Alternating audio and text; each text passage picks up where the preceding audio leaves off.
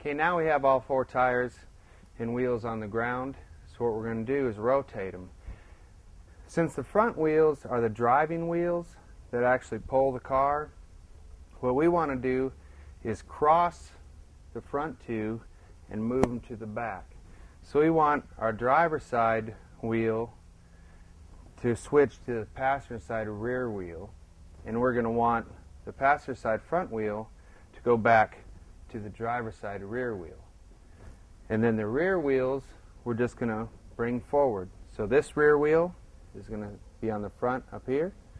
The rear wheel on the passenger side is going to move forward to the passenger side front over there. So the easiest way to do this is swap these tires first.